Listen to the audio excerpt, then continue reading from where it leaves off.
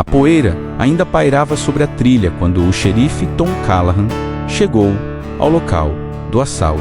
O vento quente do deserto carregava o cheiro de madeira estilhaçada e pólvora fresca. A diligência jazia tombada, uma das rodas girando lentamente, como se ainda tentasse continuar a viagem. O cocheiro, ferido mais vivo, descreveu os 5 homens mascarados que o atacaram.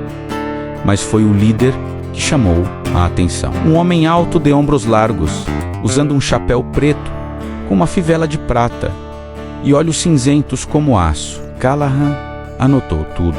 Iron Creek era uma cidade em crescimento, e se aquela quadrilha não fosse detida, o sangue logo mancharia as estradas. No dia seguinte, 2 dos fazendeiros mais influentes da região, Marcus Reed e Eli Stone, entraram no escritório do xerife com uma acusação pronta. Segundo eles, o culpado era William Crowe, um homem que chegou à cidade há 2 anos e prosperou rápido demais. Reed jurou ter visto Crowe perto da cena do crime.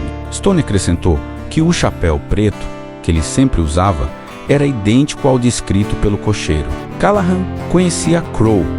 Era um homem reservado, trabalhador, mas havia uma frieza em seus olhos que sugeria um passado sombrio. Mesmo relutante, o xerife foi até a propriedade de Crowe e o prendeu. Na cela, Crowe não demonstrou surpresa. Ele apenas disse: Red e Stone, eles querem minhas terras, minha água. Agora encontraram um jeito de me tirar do caminho.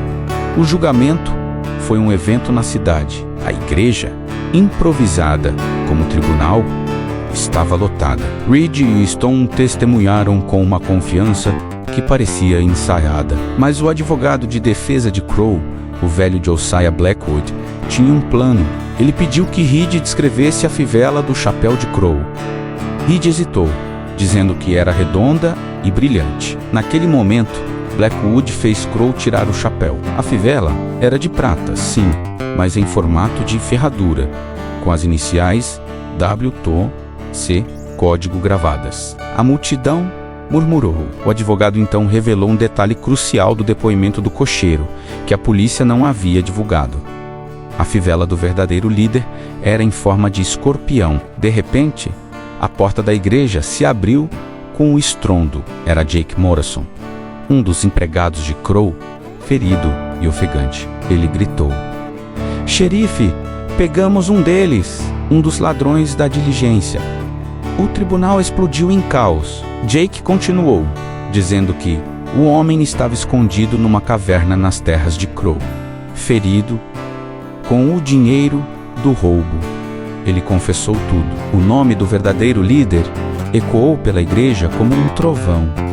Charlie Scorpion Dixon, um fora da lei notório por sua fivela de escorpião e por matar sem piedade. Naquele instante, Callahan entendeu tudo. Crowe não era apenas inocente. Ele quase foi enforcado por causa da ganância de 2 homens poderosos que pensavam estar acima da lei. Mas em Iron Creek, a justiça, mesmo que tardia, sempre encontrava seu caminho. O juiz ordenou a libertação imediata de William Crowe, mas a tensão não diminuiu. Reed e Stone tentaram sair discretamente, mas o xerife Callahan os deteve antes que alcançassem a porta. Os 2 enfrentariam acusações de falso testemunho e tentativa de incriminar um inocente. A multidão os observava com desprezo crescente.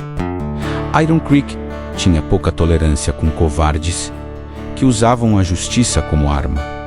Crowe deixou a cela sem sorrir. O alívio não apagava o peso em seus olhos. Callahan o acompanhou até o lado de fora do tribunal improvisado, onde o sol do fim da tarde pintava o horizonte de vermelho queimado.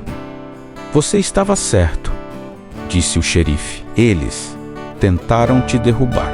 Crowe ajustou o chapéu na cabeça. Mais cedo ou mais tarde, alguém sempre tenta.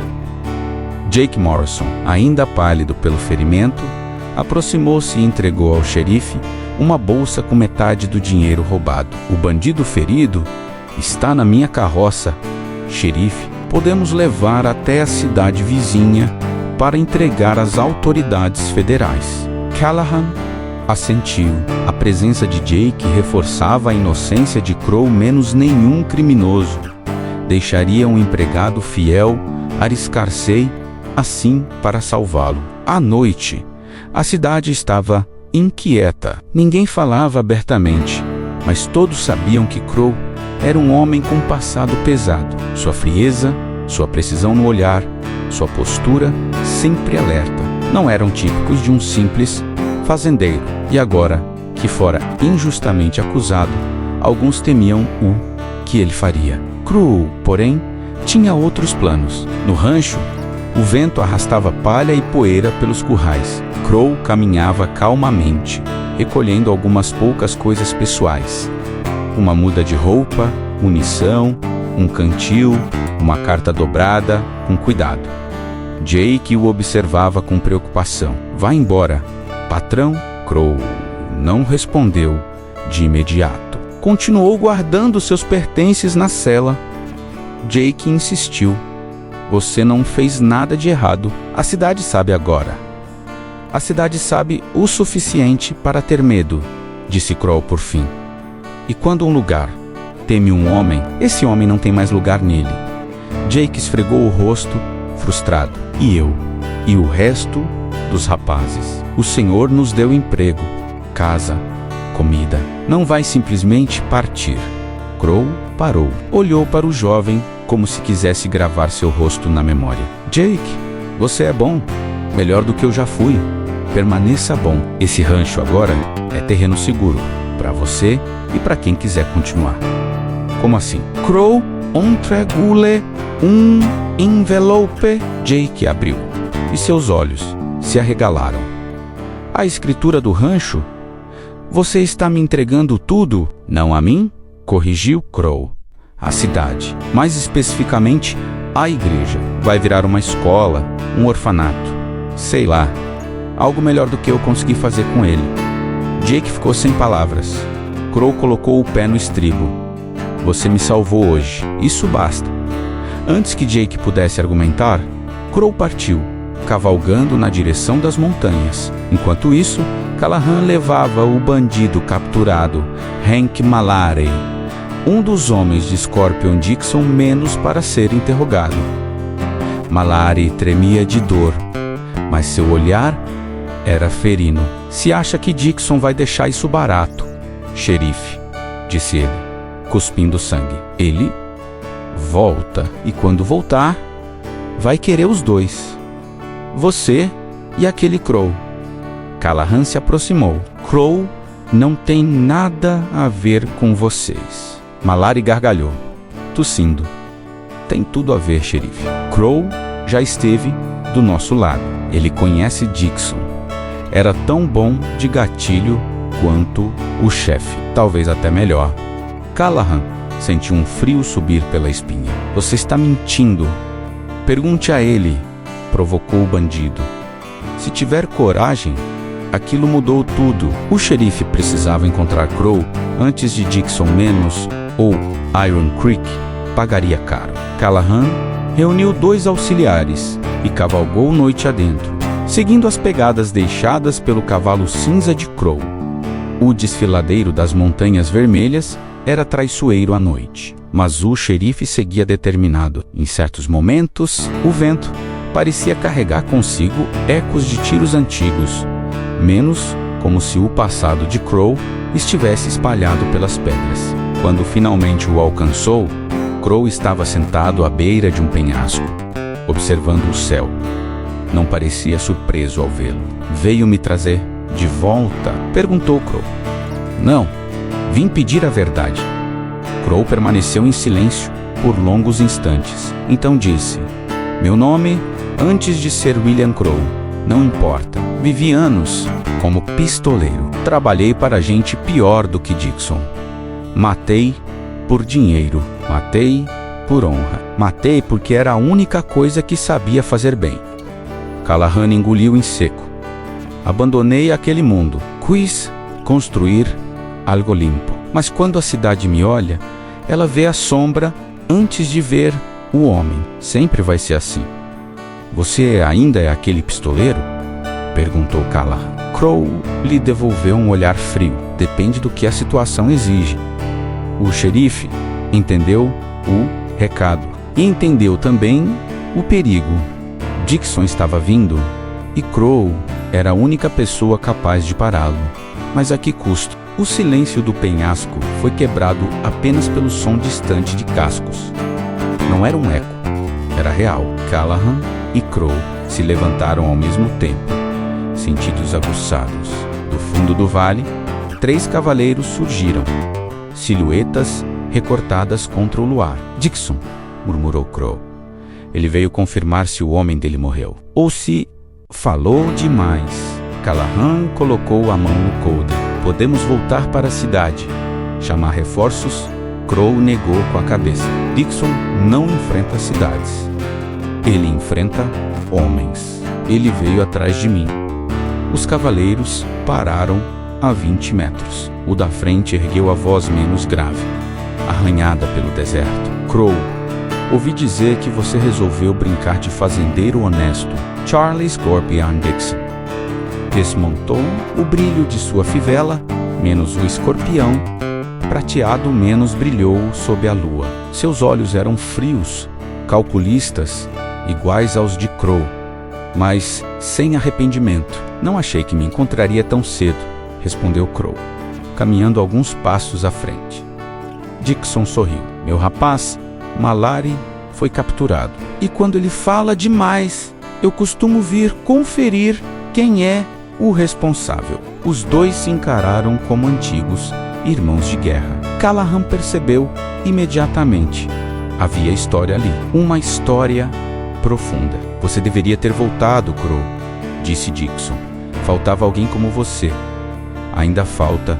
Eu não sou mais aquele homem, não? Dixon deu um passo. Eu ouvi que matou meia dúzia no sul. Aquilo parecia o velho Crow. Crow apertou os punhos. Matadores sempre tentam inventar histórias para atrair outros. Você sabe disso. Dixon então virou o rosto para Callahan. E você, xerife, acha mesmo que esse homem é do bem? Ele tem mais sangue nas mãos que eu. E olha que eu tenho bastante. Callahan manteve o olhar firme. Hoje, ele é outro. Dixon gargalhou. Alto. Ninguém é outro no oeste, xerife. Só existe o que você fez e o que ainda vai fazer. Crow deu um passo à frente. Charlie, isso termina hoje. Termina, mas só para um de nós, Corvo.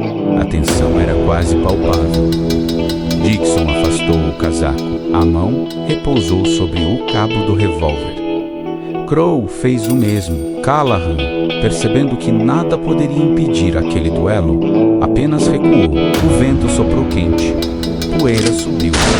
E então o estampido do cão ecoou pelas montanhas. Dixon cambaleou para trás com um tiro no peito, mas Crow também caiu de joelhos, ferido no ombro. Mesmo assim, se levantou cambaleando e se aproximou de Dixon, que arfava no chão. Eu sempre soube que seria você, disse Dixon cuspindo sangue. Ninguém mais. Podia? Crow se ajoelhou ao lado dele. Você fez sua escolha, Charlie. Dixon sorriu pela última vez. E você? Acha que não ia voltar a matar? Seus olhos se apagaram. Crow ficou imóvel por longos instantes. O vento parecia respeitar o silêncio. Callahan correu até Crow. Você precisa de médico? Não, respondeu Crow, pressionando o ferimento. Machucou, mas não me mata. O xerife ajudou a se levantar. Você está vendo agora, disse Crow com voz rouca. Esse é quem eu sou. Eu tento construir algo e o passado me encontra. Sempre. Dixon era só o primeiro. Mais cedo ou mais tarde viriam outros. Callahan segurou-o pelo braço. Você merece uma chance. Eu tive. E estraguei.